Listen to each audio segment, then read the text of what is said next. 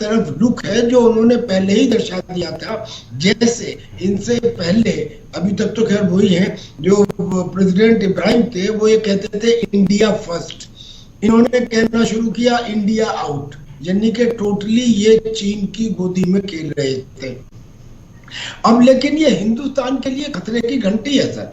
आगे क्या होगा ये तो वक्त बताएगा, मगर सच ये है कि चाइना ने मालदीव के साथ एक एग्रीमेंट किया है, और फ्री ट्रेड एग्रीमेंट। अब फ्री ट्रेड एग्रीमेंट में आप ये समझिए कि चाइना की इकोनॉमी करीब 17 ट्रिलियन और मालदीव की इकोनॉमी करीब 12 बिलियन, यानी कि कहाँ कितना फर्क है।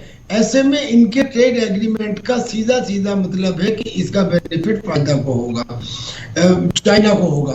ठीक है, क्योंकि मालदीव बड़ा छोटा सा देश है, मगर वो उस मैरीन रूट के ऊपर स्थित है जो सब कंट्रीज के लिए जिनका व्यापार वहां से होता है उनके लिए इम्पोर्टेंट है।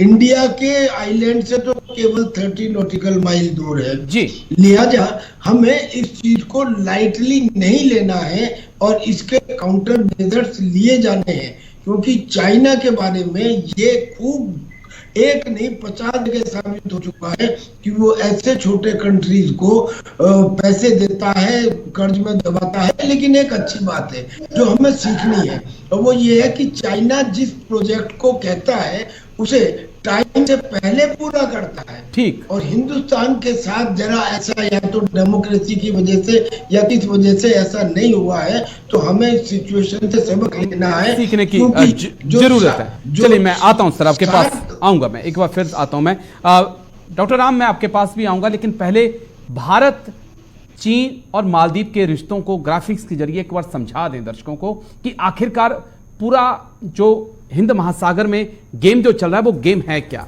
मालदीव, भारत और चीन के रिश्तों को समझिए। 26 जुलाई 1965 को आजाद होता है मालदीव। 1972 में सबसे पहले बात कि मालदीव के आजाद होने के बाद, जैसे कर्नल टीपी त्यागी ने भी कहा कि मालदीव को मान्यता देने वाला भारत पहला देश था। 1972 में भारत ने वहां पर दूतावास खोला। चीन का दूतावास वहां पर 2011 में खुलता है, यह बड़ा अहम पॉइंट है। 2011 में चीन अपना दूतावास खोलता है। Next graphics. मालदीव में रहते हैं 75,000 भारतीय। भारत मालदीव के बीच फ्री ट्रेड एग्रीमेंट भी है। 1987 में भारत का ऑपरेशन कैक्टस बहुत चर्चा में रहता है। Next graphics. राष्ट्रपति अब्दुल गयूम का तख्तापलट भारत ने ऑपरेशन कैक्टस से रोका। 26 सितंबर 2004 को सुनामी के वक्त सबसे पहले मदद भेजी। 2008 में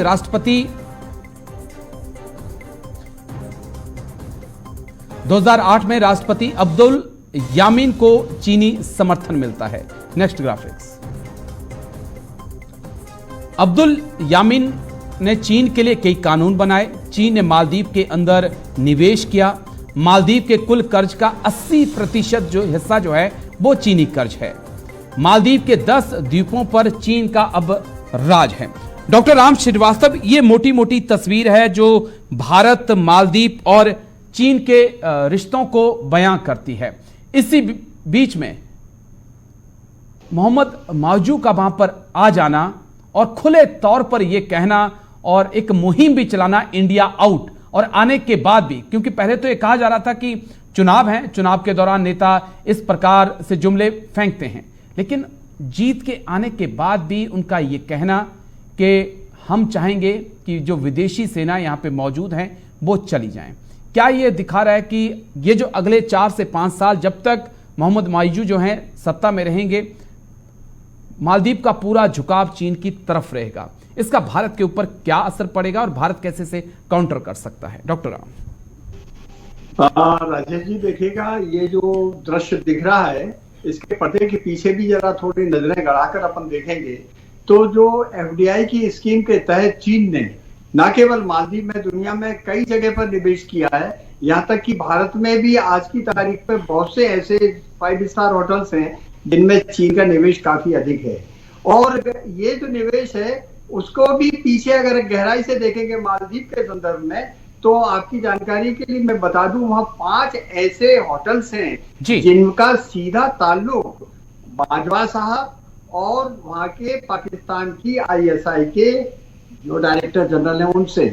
अब आप गणित समझ लीजिएगा, क्योंकि बहुत ही स्पष्ट बात है, ये जो कुछ भी हो रहा है भ्रष्ट नेताओं द्वारा चीन का माल खाकर और चीन के इंटरेस्ट के लिए अपने देश को बेचने का एक उदाहरण है। 10 द्वीपों पर तो उनका कब्जा हो ही गया है, और उन कब्जे के कारण वहां उनका एक ही सबसे बड़ी जो रेवेन्यू है वो है टूरिस्ट की, और टूरिस्ट के लिए ही मालदीव जाना जाता है। उनकी अपनी कोई दूसरी तो उपज है नहीं, बड़ी फैक्ट्रियां नहीं है, वहां कोई माल पैदा होता नहीं है जो किसी देश का कर्जा वो पटाएंगे।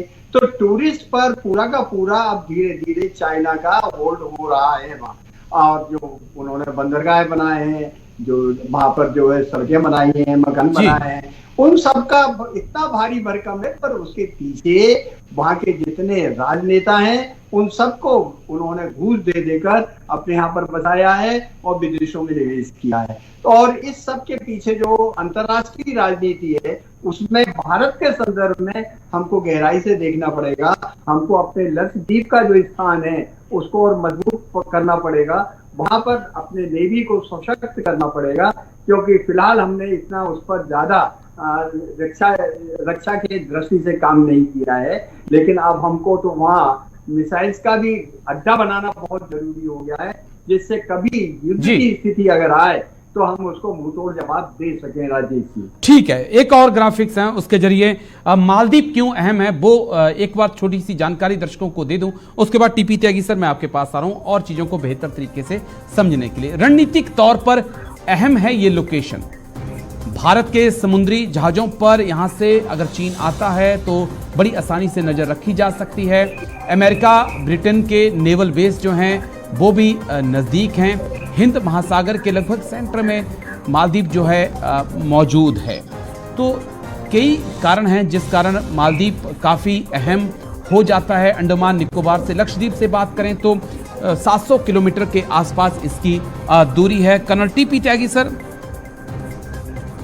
गार्सिया डियागो में अमेरिका और ब्रिटेन के नेवल बेस हैं। मालदीव पर चीन और पाक की नजर भी है। जैसा कि डॉक्टर राम ने कहा, कट्टरपंथ की राह पर मालदीव के युवा हैं, क्योंकि कई ISIS में कई युवा सीरिया में भर्ती हो चुके हैं। ये भी एक नई चुनौती है। इसे अलग अलग पहलुओं से समझने की हम कोशिश करेंगे। Colonel TP Tyagi sir, Diego Garcia naval base America का, ब्रिटेन का, वो भी बेहद पास है। अंडमान निकोबार की, लक्षद्वीप की बात करें वो भी बेहद करीब है। श्रीलंका भी ज़्यादा दूर नहीं है। और ऐसी जगह पर मालदीव जहां से भारत का कहें या एशिया का कहें तमाम व्यापार उसी के आसपास से गुजरता है। इसी बीच वहां पर चीन का भी होना, पाकिस्तान का भी होना और ऐसी भी खबरें निकल के सामने आना कि बहुत सारे मालदीव के युवा ISIS की विचारधारा से जुड़े हुए हैं। ये कितनी बड़ी चुनौती जो है ये सत्ता परिवर्तन अब आगे लाने वाला है सर? वाकई में ये बहुत बड़ी चुनौती है। और राम जी ने बिल्कुल ठीक कहा कि वहां पे कई होटल्स ऐसे हैं जो पाकिस्तान के जनरल्स के हैं। वहां पे रेडिकलाइजेशन का काम बहुत तेज गति से चल रहा है, और उस रेडिकलाइजेशन की वजह से हमारे लिए जो आतंकी खतरा आज की तारीख में पाकिस्तान से है, वो खतरा अगर ये मामला और बढ़ता है तो मालदीव से भी हो सकता है।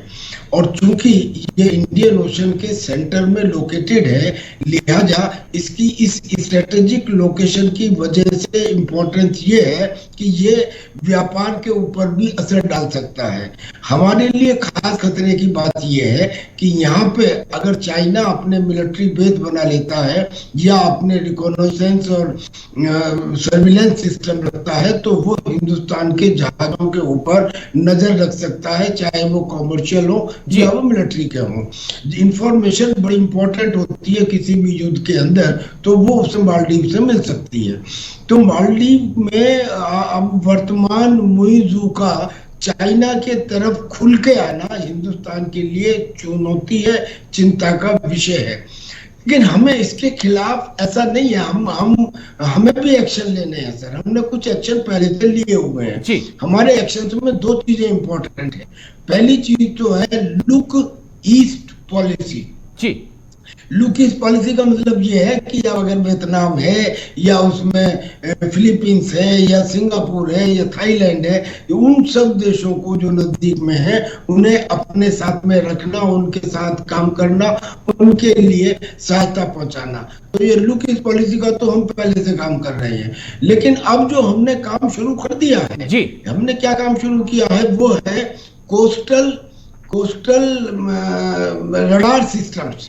कोस्टल रडार सिस्टम जो है, कम से कम 50 कोस्टल रडार सिस्टम हम डिफरेंट कंट्रीज में लगा चुके हैं, जैसे उसमें म्यांमार हो या मॉरिशस हो, बांग्लादेश हो।